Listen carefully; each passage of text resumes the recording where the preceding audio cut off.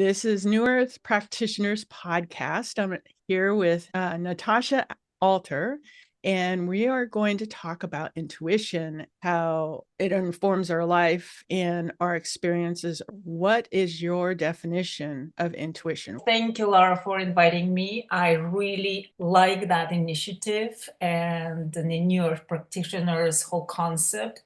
I think it's very timely and needed. Very beautiful podcast. The way I have been processing why am I having a very intimate relationship with intuition in this lifetime has been an ongoing inquiry within myself as I had one experience after another. At this point, the way I see it is that we exist in a complete information field, which you can call one mind, one consciousness, one universe, which is one organism. We are all part of that organism. The ancients, the mystics would call Godhead or other big names. And so intuition becomes our ability to basically plug in to the field that we exist in. It's the capacity of reading off and interchange with other divine formats, forms, beings, and sentient, non-sentient, however you call it. It's that ability to have the wireless communication with the universe. At this point, that's the way I see it. This is the ability to read off and interface with information field can be cultivated. It can be trained. Once accepted, it can, like a muscle, it can just grow on you and become like a constant companion in your life. Thank you for that. I love how you framed it. The more you use it, the stronger it gets. It's something that can be a part of your life. It's time. One of the things that motivated me to really talk about this and reach out to people is we're in this time of technology, and we have worshiped the intellect. We have worshiped the brain. There's elements, yes, it's good, but with AI, we are being surpassed. How do we know to move through this time, being able to access our intuition? Because it's such an unknown time right now. That technology is growing like a mushroom in front of our eyes, getting into our field. Here's your AI companion. Use this, use that. It's literally invading your space. For me, that's an external, exoteric technology, which is nothing wrong, of course, if it's part of humanity's path to develop sophisticated technologies. Now, we possess an inner technology. If I can talk to you via a wireless computer and all the bits of information are traveling invisibly between computer, you, and on the other part of the world, of course we can do that as well. It's just that we have not been tapping in and developing that part of ourselves, because the technology, the left part of our brains, the logical, especially in the Western civilization where we both live, have been having a dominance for centuries now. And so the result is that you shut down, you underdevelop the right hemisphere, which is about intuition and telepathy, nonlinear consciousness and arts, and you overdevelop this one. To me, what is happening now, it's the sign that we need to start plugging in and pulling out our internal technology, which has been deactivated. Yes, an interesting perspective. I like the inner technology and the efficiency of it, being able to access those elements. I broke it down to sensing, intuition, your gut. I use that in my healing work, the clairs, clairvoyance, clairaudience, telepathy. When you use those together and people start developing those together, becomes very potent. And you use different modalities that can focus on that. For example, astrology, using that structure to access your intuition. Some people use tarot. I use trance, different ways to access those liminal spaces, finding ways of learning. Everybody's going to be different. For you, you've really used astrology in that way. What was the turning point in your life that was significant around your intuitive development? And was that related to astrology? It actually led me to astrology. I love it. It's one of those shifts, sudden fated shifts in life where your universe brings you the plan that is meant for you on a soul level. One of them became astrology. There were quite a few turning points where I listened to either gut feeling or a dream I would follow and test it, recognizing when somebody shows up or reading signs, saying yes to that. Until I came to astrology relatively late in life, there were breakthroughs where the reality stops and you see the hand of timeless or your soul intervening, whispering to you. Astrology became one of those. I followed the rabbit hole. And I can actually tell briefly how it happened. Part of how I interface with the universe or the story that I'm here to embody or the soul, there are so many words to cover this relationship, is through premonitions. And premonitions is not something that I would cultivate because the first time when it started happening, it's just out of the blue. You just get a message. It's not due to meditation or intent. All of a sudden, boom, you get this info package delivered into your system. Sometimes it happens years before the event. In my 20s, I got one of those hits. I don't really remember where I was. It's not even connected to the moment in time and space. It's all of a sudden like on the news, basically, like you are in the midst of something. And all of a sudden there is this Wow. running line landing into your consciousness. And it said,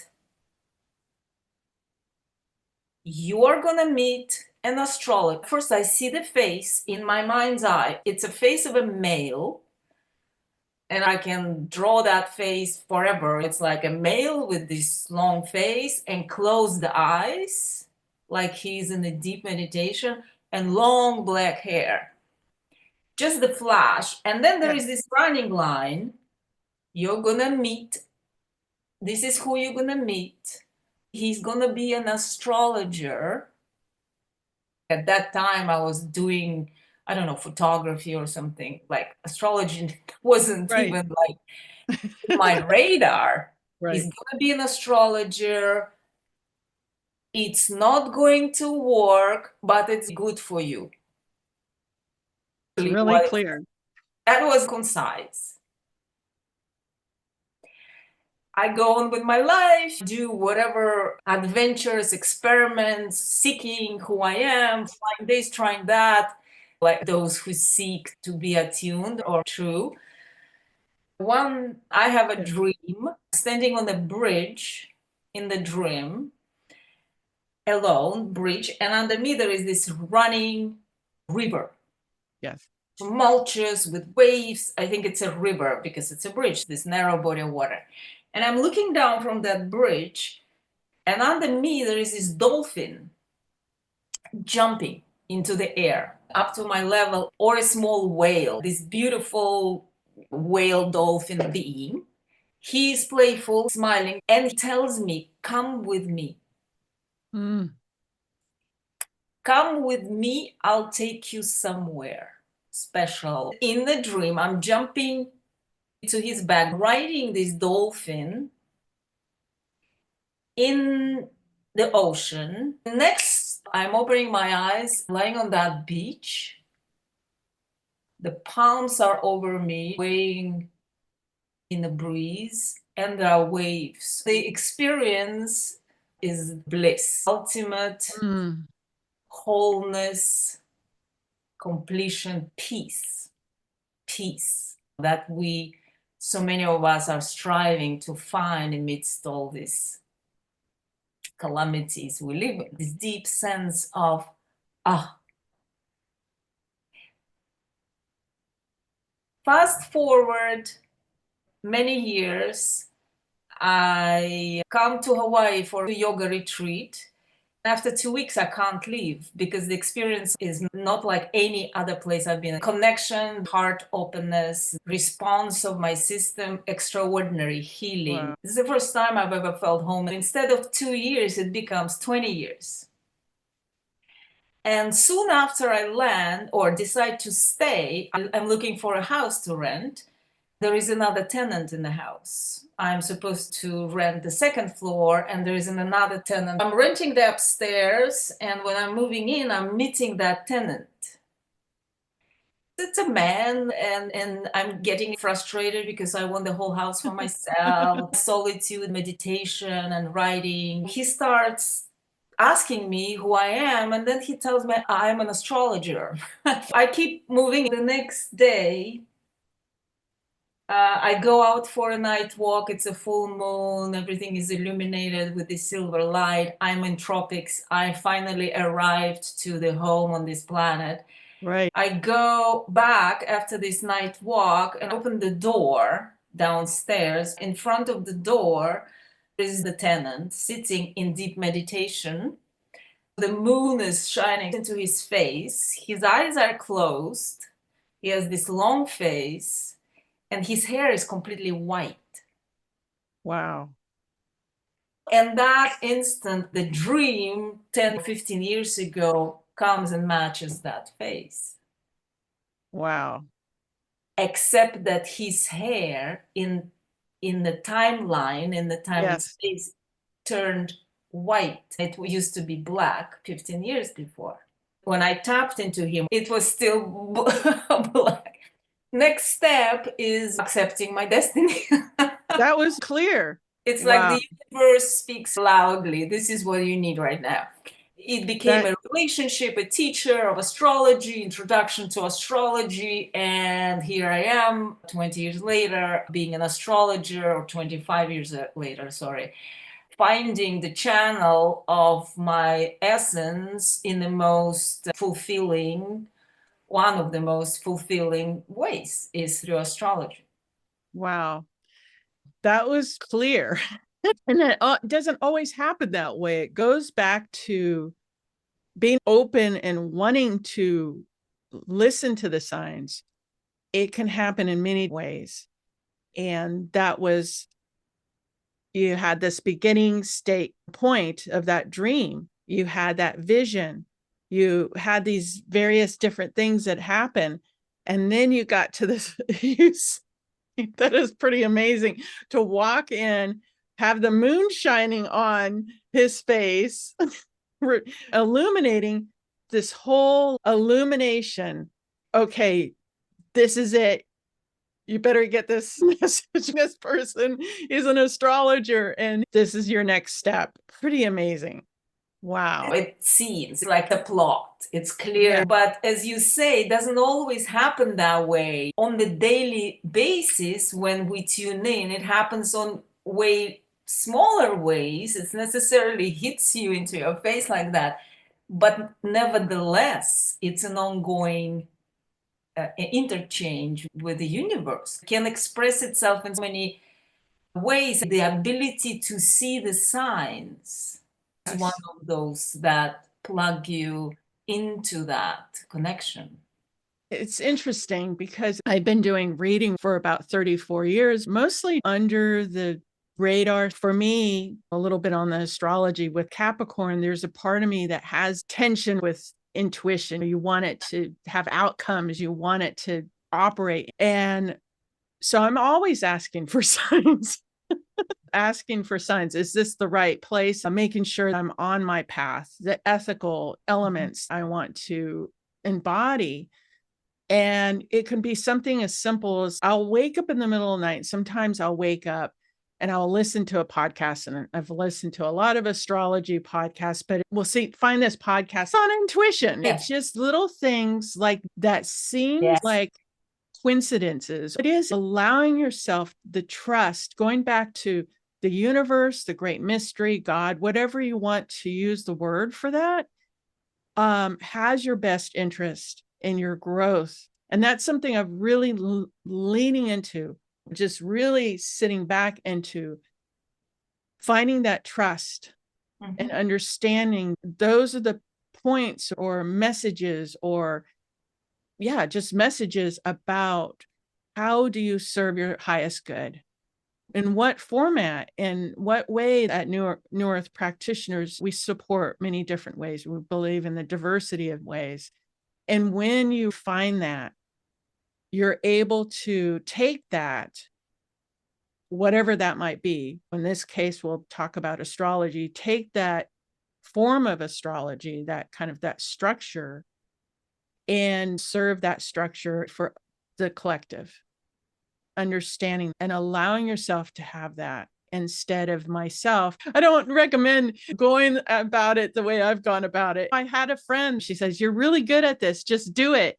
You get to the point where those signs are screaming at you. I don't recommend that. So how do you work with your intuition presently? It's a big question because it's like there is a daily level where you tune into the feel of the day without checking the planets, actually. Yes. I prefer that. One can also abuse astrology over relying on the info that is being translated by other astrologers who are humans to believe it to be the only reality, which expects you to feel this and that. I don't do it personally for myself. Daily tuning in, what's the energy today? Should I change the plan because it doesn't feel like the field is allowing what I wanted initially? It's also ability to listen. It's actually a luxury that maybe not everybody has. It's something you create for yourself, that ability to tune in and be flexible and work with the flow. And if the flow doesn't want you to go in that direction, it's telling you through different ways. There is a number of ways that the universe communicates. No, don't go there. Stop this for today. That is basically the daily kind of reality, just a comfort zone for me. Using both the mental part and the intellectual, allowing my whiskers to be tuned in, balancing and playing with that. This is what makes sense, or what is expected, or what is planned, or what I'm supposed to, and this is what it feels like. Also tuning in, like this is needed, or that person needs to be met, or that event needs to be, and then tuning in, how would it feel to be in that circumstances, and getting answers through that, plugging into that, event or happening before it even happens, and reading off, does it feel good? No, it doesn't feel good. Doesn't feel right. There's something here about it. Using that as a guide in decision making. Yes. You said something I think is really important, the privilege to do that. I want to tease that out a little bit because so many of us feel that there's many people out there feeling that, oh, I don't have the privilege to use intuition. I have privilege in different ways, but I didn't grow up wealthy. Using intuition in small ways of making decisions. It goes back to, there's an element of what you're talking about, tuning into something, to feel into something. Is this the way, like you said, the flow, and listening? What is listening? Quieting oneself, tuning into oneself, feeling that flow. Sensing, intuition is that sense of flow where energy is moving the direction you want to go. Or it can be something like, oh, do I feel drained? Generally, that's an indicator. That's not a place that's in your highest good. Do I feel energized? Those nuances, practicing that. The more you practice, the more things will start shifting in your life to make way to go that direction. Going back to that trust and asking for help. I ask for help a lot. There's so much in the unseen waiting to help us, but they won't help until we ask. Asking for help, things will start shifting. I've seen it, experienced it in my personal life. I had a lot of childhood trauma. I used my intuition and focused on healing my childhood trauma, healing and letting go and releasing anything that keeps me from joy, connecting with life, connecting to liminal spaces, nature. There's so much to be grateful for that you can have and access in a very simple way. We can all take these little steps, even if you're in a bad situation. True. We can start accessing that and doors will start opening. Yeah. It's beautiful. Exactly. It's like saying yes to the divine, to the awareness that we are part of something unfathomable. When talking about trust, and yes, I see many people who have hard time trusting, and we also live in the society where there are these musts. If I don't do that, I will not survive.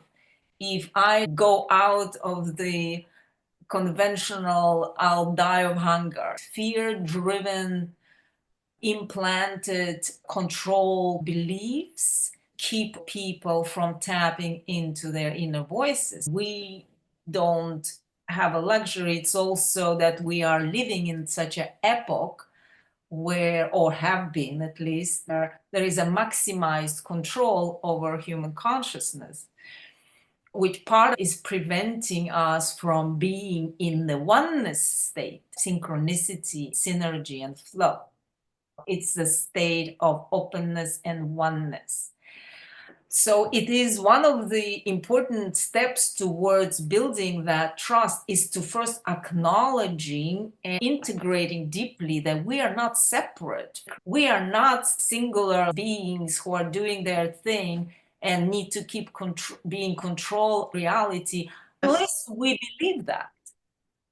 Yes. See, then we will prove that, oh, I knew it, it's not gonna work.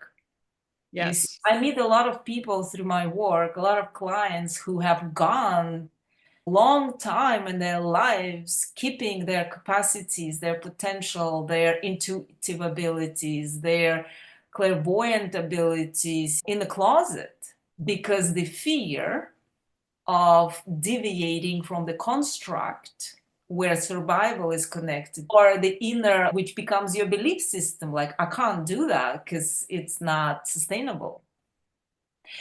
More people like you coming out, like I'm seeing, and this is why I said it's timely.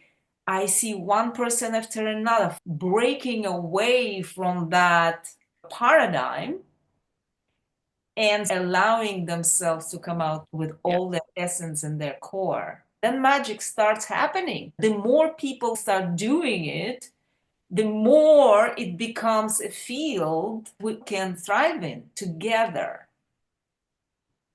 That's the point of why New Earth practitioners to come together to support each other. We are connected, loved, cared for. There's so much more to us. We are loved. We are one, expressing our sovereign souls within the collective consciousness.